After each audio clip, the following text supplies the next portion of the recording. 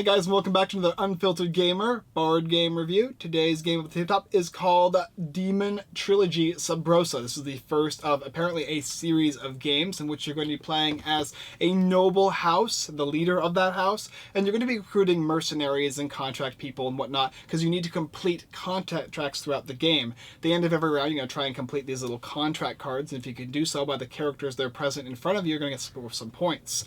Although this game is normally played just in a round fashion where you have this little thing here and on your turn you'll do your thing and you're just going to go around in a circle and then you're going to pass it off every single round. It does have its own unique little companion app here. This is the little companion app that can go with the game, which will randomize the order of played cards, which is very interesting because it can be an app game and it can choose to be not an app game.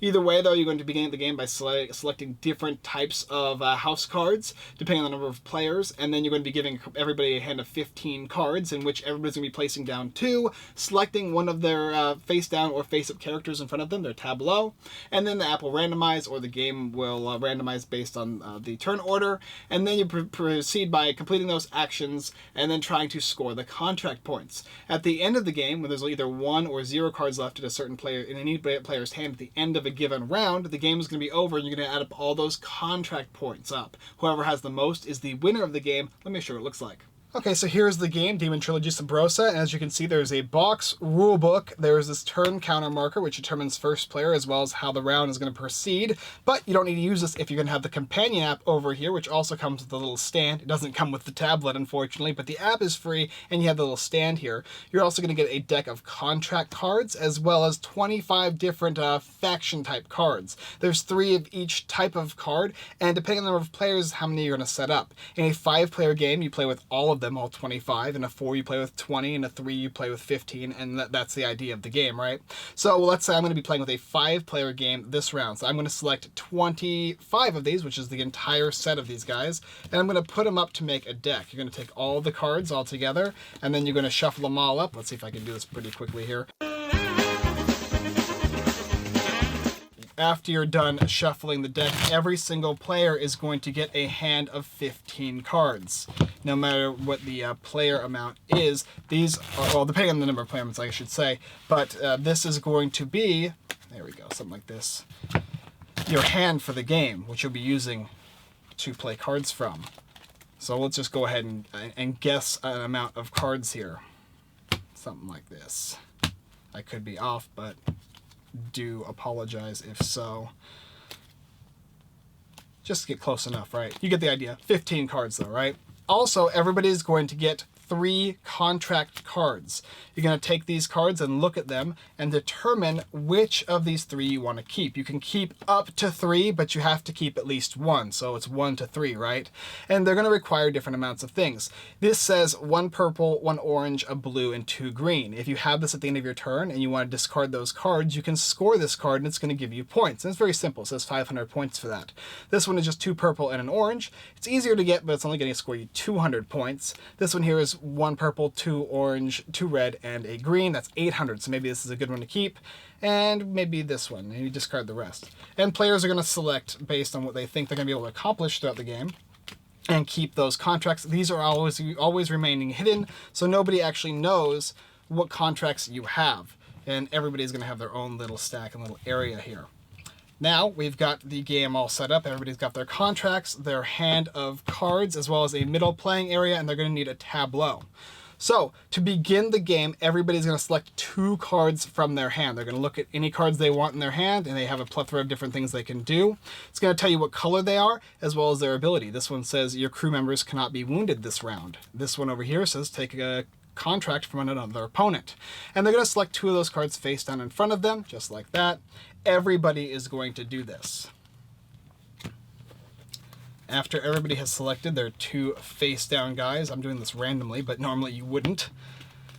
Then if you do not have the round app here, you're going to be using this thing. So if this is the starting player, it would go around like this, proceeding with the card you've chosen. You can just move it up to signify this is the card you're going to be using, and you're going to be performing actions with those cards. But with the companion app, you don't need this, and actually you're going to use this instead. You would enter your players, you would put your recruit, you would proceed, And then you would say, okay, whose turn is it? This says Mike's turn. So if this was Mike right here, I could select any of my crew abilities, or I could choose to take a contract. I would draw 2 of the random contracts from here, and I could discard any 1 card from my hand. So you basically get 1 contract.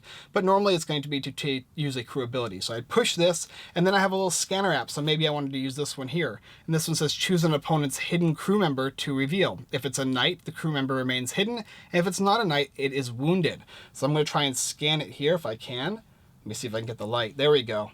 Just like that. And then that says, okay, this is my card. Is it? I say, yeah, that's my card. I push the button there. And then I select who I want to have it go against. Maybe Callie. Okay, and I'll confirm that.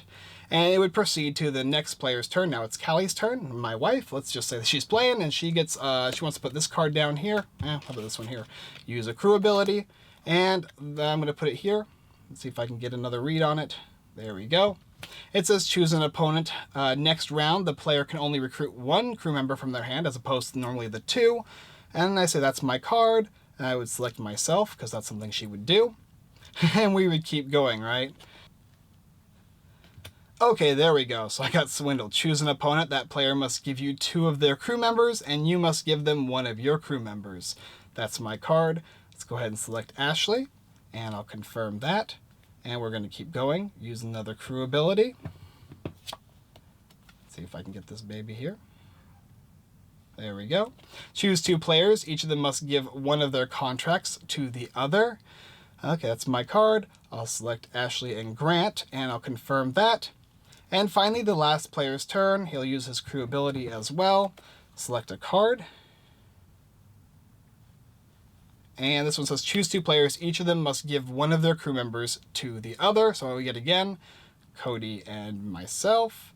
And I'll confirm that. Now all of them have been confirmed, so this is going to randomize which cards get played in what order. And it has a little symbol here, as well as it has music, if you wanted to listen to it. Actually, I guess it's off, but you get the idea. There's music. So it says, Ashley and Grant must give each other 1 contract. Well, Ashley could be this person here, and Grant could be this person over here, and they'd have to just switch each other contracts. They would look and choose which one they wanted to do. Then they would go to Cody and Mike must give each other 1 of their crew members. So I might lose this guy, and if Cody's over here, he would switch me here. We'd move on to the next one. Ashley must give Grant 2 crew members, and Grant must give Ashley 1 of their crew members. Ooh, wow. So, actually, we'd have to give Grant 2. I actually think it's like this. This is Ashley, this is Grant. You'll have to forgive me if I can't remember exactly where everybody's supposed to be. Mike chooses 1 of Callie's crew members to reveal. So this is Callie here. If it's not a knight, it dies. And any card that gets wounded goes into the middle here, into the death area. And, okay, so it's not a knight, so it's, yeah, it gets wounded. Next player, Mike can only recruit 1 crew member from their hand the next round. And then you would start the next round of the game. Now, before you go into the next round, technically well, not technically, you're actually going to see if you can complete contracts. So, whether these are face up or face down, sometimes they'll tell you that they have to remain face up, sometimes they won't.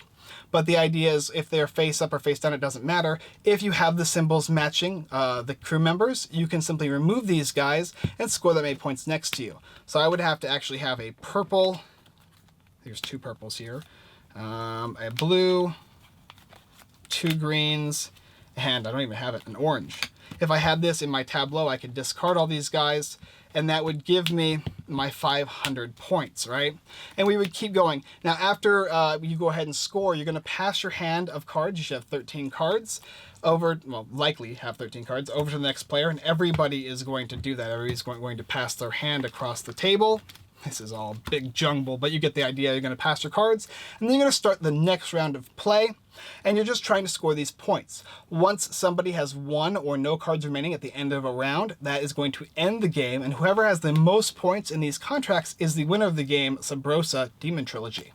So that's the idea how to play Daemon Trilogy Subrosa. You're going to be getting the 2 decks of cards, like I said, the basic recruit cards, and then you get the contract cards, as well as a really nifty little stand here. If you couldn't see it before, this is kind of what it looks like. It has the symbol, the name of the game here, and you're going to fold it just so that it matches your tablet. Mine is a very large tablet, as you see, so you'd probably be playing with something smaller or even a phone, in which case it would be much easier to hold on to this thing.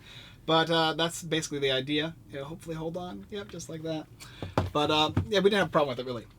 Now, basically the game works in rounds, as well as you have that pick two, put them down, choose an action, or choose to get two contracts and pick one and discard another from your hand. And you don't have to actually discard one of the two you drew. It could be a different card from your hand. Not only that, but it's going to randomize with the app. If not, you're going to be using this, which will go around in a circle throughout the game. There's also a bunch of different other variants of the game in the rulebook. If you look at the very back, it's going to tell you that there's a couple of things you can do. It's playing with the companion app in the back, as well as the long Kong, the deck of intrigue, chaos theory. Chaos theory says play with more than 5 players. Just add 15 cards from another copy of the game per additional player. However, the companion app will only support up to 5 players, so you'd probably be using this thing as opposed to it. But you could play with more players; it wouldn't make a difference. I didn't show you too much, but yeah, when you wound a player or a character, you usually select it. It'll go into the middle, and sometimes those cards will be actually brought back, and you can use those cards. Other times, they're going to benefit you in some way. Your objective, obviously, is to try and collect as many of these contracts as you can, and they range from like 100 points to 200 points up to like 800. Some of them can be very difficult to accomplish, but if you can accomplish, you're almost guaranteed to win the game. So it's kind of that give and take.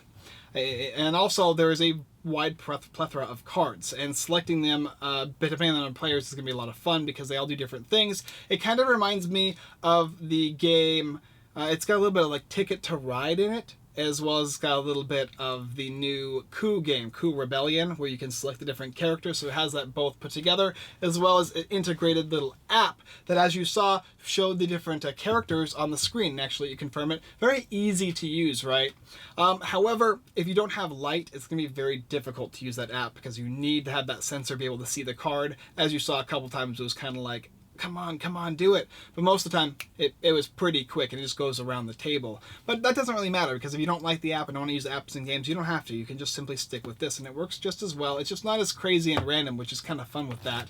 There's a little bit more sometimes a little bit more strategy technically going around in a circle, because you're going to know what actions are going to come next and what they're going to want to try and do. Sometimes you'll know what contracts they have in their hand based on switching cards around, and other times you're going to know what cards they played face up and face down. When you use a card, you just show it, but you have to put it down face down again if it doesn't die or if it doesn't have to be face up. So you have to remember what those cards are and what their contracts are and how they're trying to utilize those to increase their wealth of points.